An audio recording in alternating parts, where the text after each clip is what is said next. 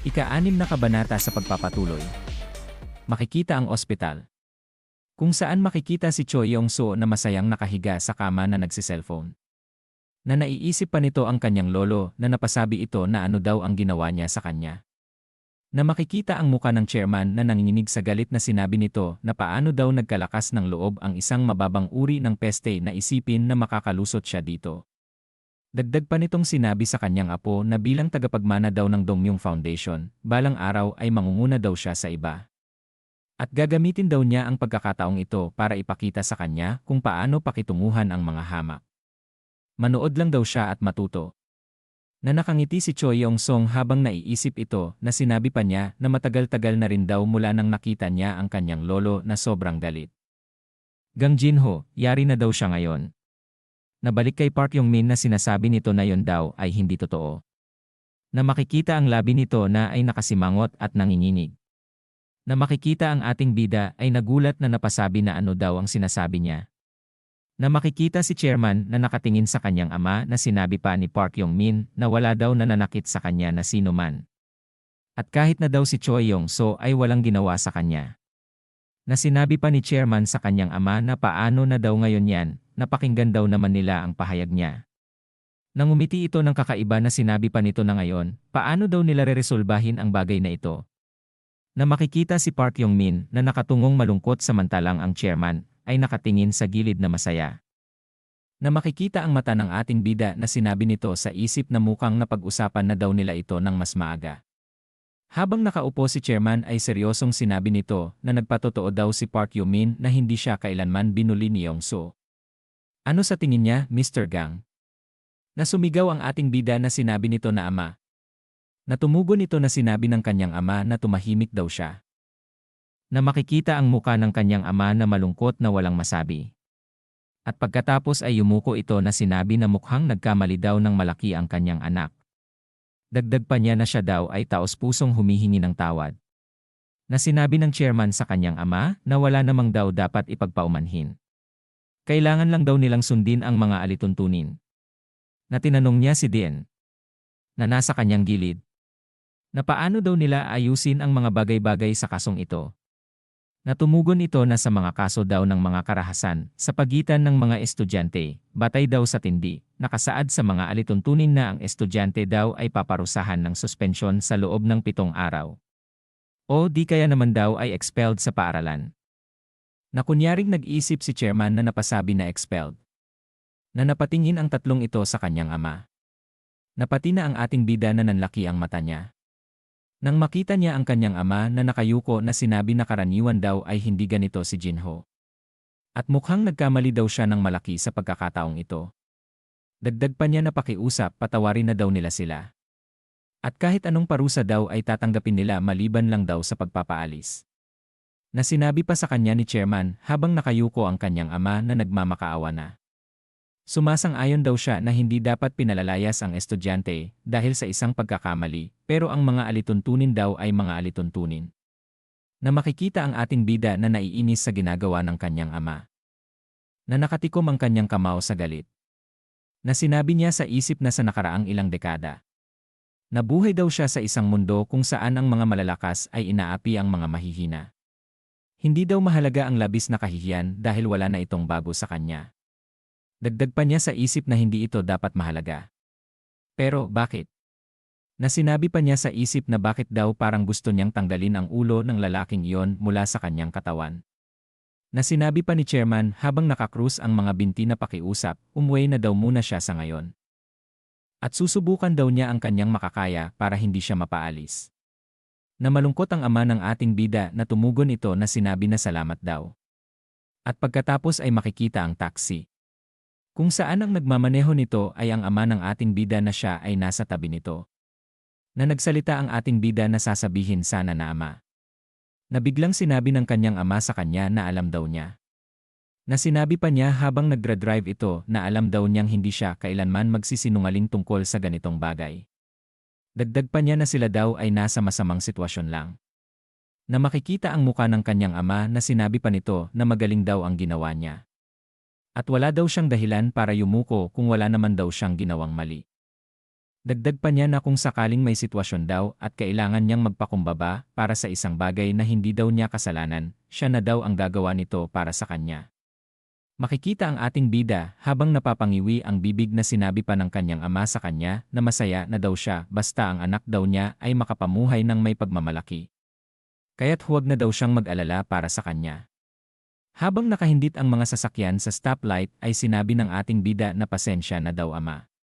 Na sinabi pa ng ating bida na pagkatapos daw noon, binigyan daw siya ng 1 linggong suspensyon bilang kanyang huling parusa. Sinabi pa niya na si Choi Yong-soo daw ay na-diagnose ng 6 na linggong pagpapagaling sa ospital. At dahil daw dito, kailangan niyang makipagkita sa mga otoridad para sa kaso ng pananakit. Sinabi pa niya habang nasa kama na nung bumalik daw siya sa kanilang bahay, nahirapan daw siyang kontrolin ang kanyang galit.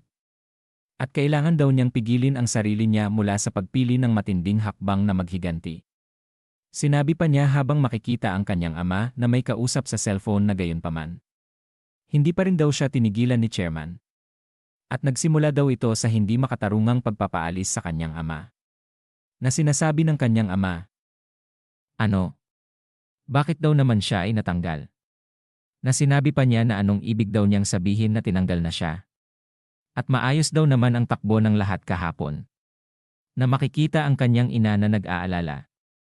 Na nagulat ang kanyang ama sa sinabi ng kausap niya na sinasabi daw nilang tumakbo na naman daw siya noong nakared pa daw ang stoplight.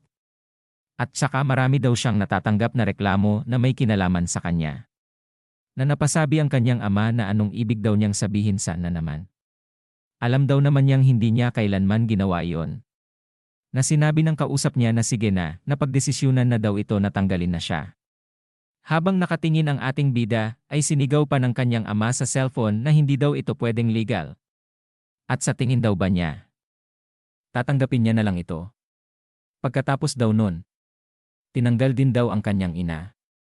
At sa mga sumunod na araw, umuwi daw ang kanyang kapatid na babae na nag-aral sa isang paaralan na nasa ilalim ng parehong foundation ng kanilang paaralan na umiiyak at sinabing binuli daw siya ng guro. At sa araw pagkatapos noon, dumating daw ang may-ari ng bahay at bigla ang inanunsyo na itataas daw niya ang upa. Na sinabi pa ng ating bida na dahil daw nasa bahay siya, dahil sa suspensyon, kinailangan daw niya maging saksi sa lahat ng ito habang nadarama ang matinding pagkakasala. Gabi na at makikita ang poste ng ilaw. Na makikitang umiinom ang kanyang ama. Na nakita niya ang ating bida ay lumabas ng bahay. Na tinanong niya ito na sinabi sa ating bida na kung saan daw siya pupunta. Na tumugon ang ating bida na sinabi niya na siya daw ay maglalakad-lakad lamang.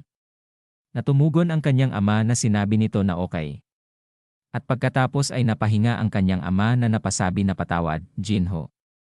Wala daw sa mga ito ang kasalanan niya.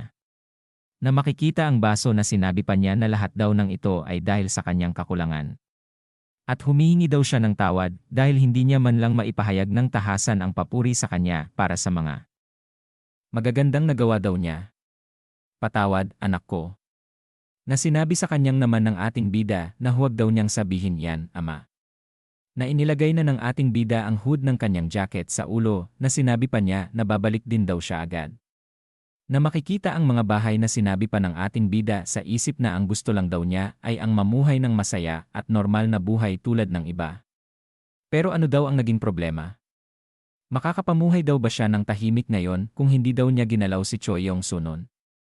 Masyado daw ba siyang naging walang muwang tungkol dito? Makikita ang lungsod sa ibaba ng bundok na sinabi pa niya sa isip na bakit daw siya ay walang ginagawa tungkol sa sitwasyong ito na parang isang hangal. Na makikita ang malaking puno. Nasusuntukin ng ating bida na ibinuhos niya ang lahat ng galit niya na sinasabi pa niya sa isip na hindi daw niya alam. Na tinamaan na niya ang malaking puno ng suntok. Na ang mga dahon nito ay naglaglagan. Na siya ay makikitang nakayuko sa harap nito na malakas ang paghinga. Na makikita ang muka niya na sinabi pa niya sa isip na ano daw ba talaga ang isang klaseng normal na buhay. Makikita ang kamao ng ating bida na sinabi pa niya sa isip na hindi daw niya alam na ganito kasakit ang makitang nagdurusa ang kanyang pamilya. Dagdag pa niya na lahat daw ng nangyayari ngayon ay imposibleng gawa ni Choi Yong-soo mag-isa. Sinabi pa niya na makikita ang matanda na lahat daw ng ito ay mensahe mula kay Chairman Choi Mayong-gil. At sinusubukan daw niyang sirain ang pamilya nila gamit ang lahat ng kapangyarihang meron siya. At sinabi pa niya sa isip na ang lugar na ito ay walang pinagkaiba daw sa Zongyuan. Na ang mga malalakas ang nagpapasya ng lahat. Ang karahasan daw ay pinalitan lamang ng kayamanan. Tama. Makukuha daw niya ang anumang bagay kung may kapangyarihan siya. At bakit daw hindi niya ito naunawaan ng mas maaga? Na makikita ang kanyang bibig na nakahikbi. Na siya ay tumingala sa langit at ito ay sumigaw.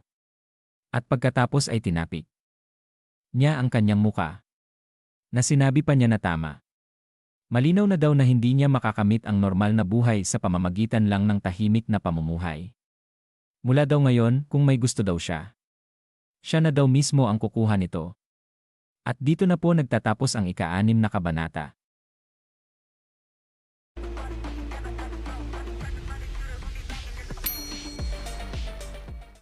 Ika-7 kabanata sa pagpapatuloy. Makikita ang syudad sa gabi na lumiliwanag. Na makikita si Choi Yong-soo na masayang nagpapakasaya na umiinom. Na sinasabi pa niya na ngayon mas mabuti na daw ito. Na masayang tinanong pa nito sa kanyang kasama na ano na daw ang nangyari sa gagong si Gang Jinho.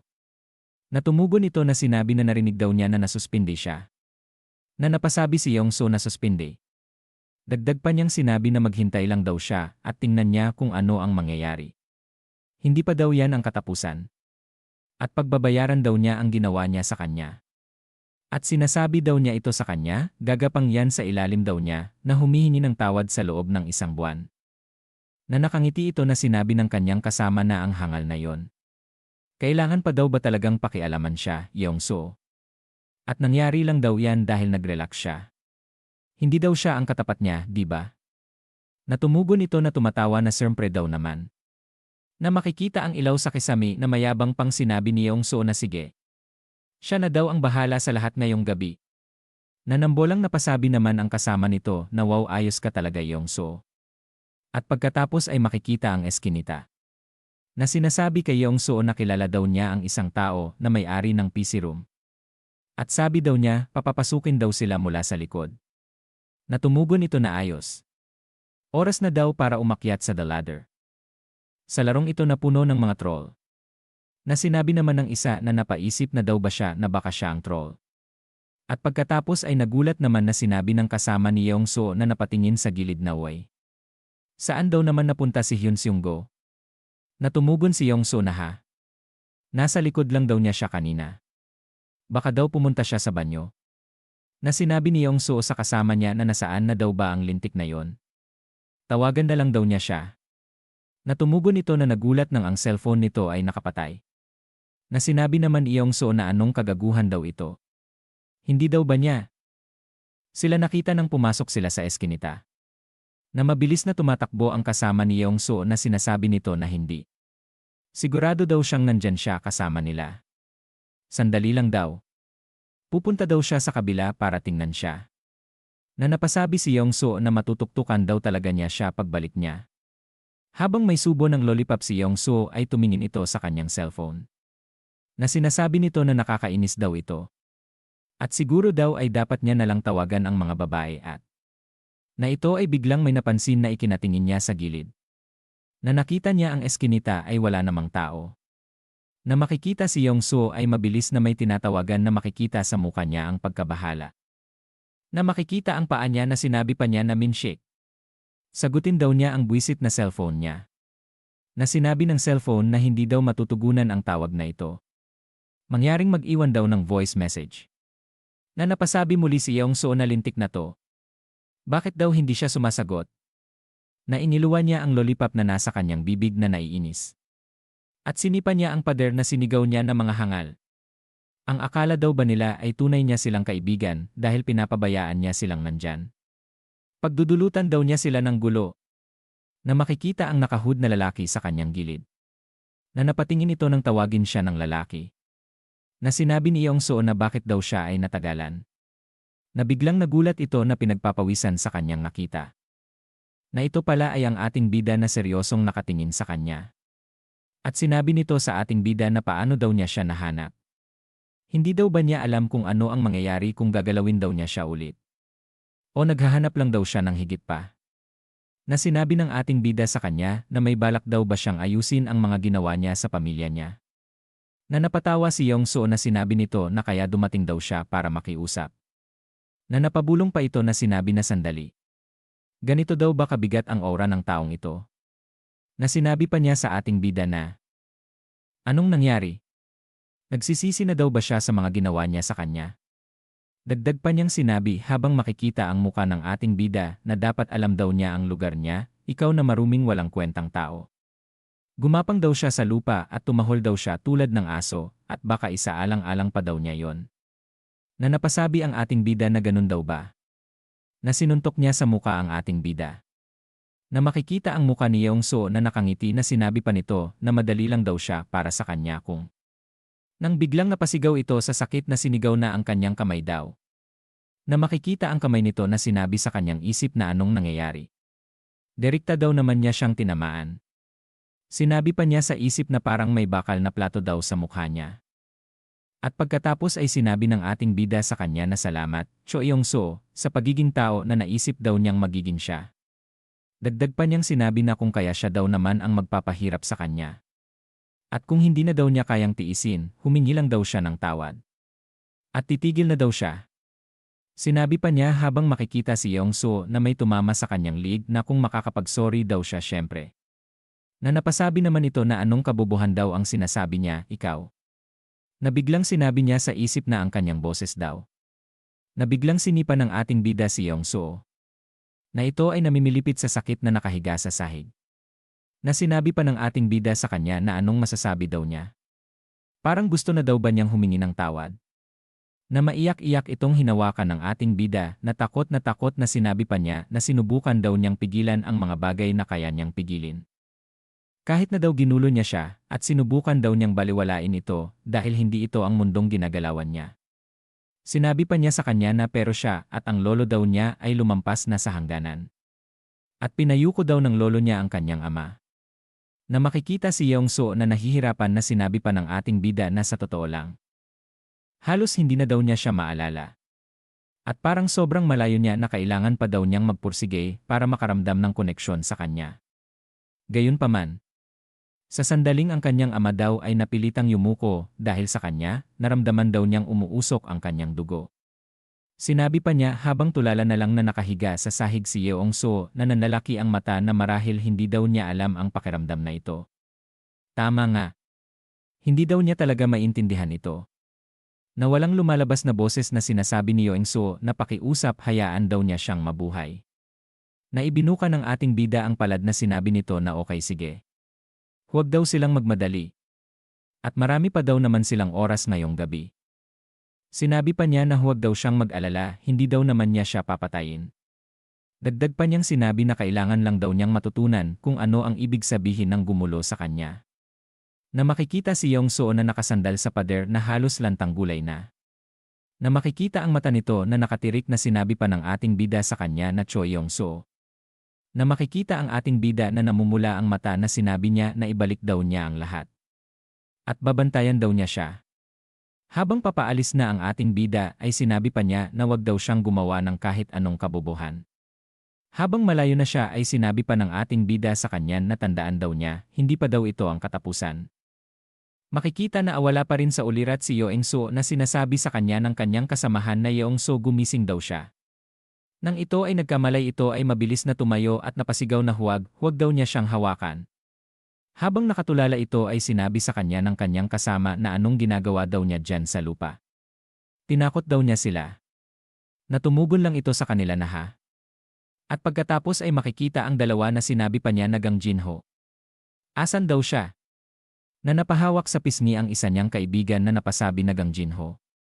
Na sinabi naman ng isa na anong sinasabi daw niya. Siya lang daw ang nandito nung dumating sila. Na tinanong pa ni Yong-soo sa kanila habang makikita ang langit na hindi maaari. Anong oras na daw? Natumugon ang mga ito na sa oras na ito. Siguro mga 3:00 na daw ng madaling araw. At tinanong ng isa niyang kaibigan ang hinanap niya habang makikita si Yong-soo na malalim na nag-isip na nga pala saan daw siya galing kanina. Na sinabi naman sa isip ni Yong-soo na ano daw ba ang nangyari. At maayos din daw ang mga binti niya. Ang akala daw niya ay bali na sila. At pagkatapos ay tumugon ang hinanap niya sa tanong sa kanya anong sinasabi daw niya. Katabi lang daw niya sila kanina. Na makikita ng mga ngipin ni Yong-soo na nangangalit sa inis. Na sinabi na Gang Jin-ho. At sumapit na ang umaga na makikita ang police station. Kung saan sumisigaw na sinasabi ng lolo ni Yong-soo na sinasabi daw niya sa kanila. Na makikita ang ating bida at ang kanyang ama na sinigaw pa nito na yung gago na yon dumaan at inatake na naman daw ang apo niya. Dagdag pa niyang sinabi na paano daw niya nagagawa ulit ang ganito. Na sumigaw pa ito sa pulis na itinuro ang ating bida na sinabi na trabaho daw nila na hulihin ang mga kriminal na katulad niya. Natumugon naman ang pulis sa kanya na sinasabi daw naman niya sa kanya na may alibay yung estudyanteng yon. Na naiinis na nakatingin si Yong-soo sa kanya. Na makikita sa monitor ang ating bida na itinuro ng pulis at sinabi sa kanya na may security footage daw sila na nagpapakita na nandyan ang estudyanteng ito sa isang convenience store. Nung oras na sinasabing inatake daw ang apo niya. At bukod pa daw riyan, ang convenience store na yon ay talagang milya ang layo mula sa lugar na nandoon ang apo niya. Na pinagpipilitan na sinisigaw ng matanda na sabi daw niya na inatake niya ang apo daw niya. Na makikita ang muka ng matanda na sobrang naiinis. At napahinga ng malalim ang pulis na sinabi pa nito na Chairman Choi Myung-gil. Dahil nandito na rin daw siya, paano kung bawiin na rin? Daw niya ang mga reklamo. Natumugon ito na napasigaw na ano daw ang pinagsasabi niya. Na makikita ang maglolo na sinabi ng pulis sa kanila na batay daw sa mga sinabi ng apo niya, sinasabi niyang siya daw ay binugbog ng husto halos sa puntong torture na. Pero ang apo daw niya ay mukhang hindi naman binugbog ng ganoon kabigat. At inisip daw niya na siya ay na-diagnose ng 6 na linggong hospitalization.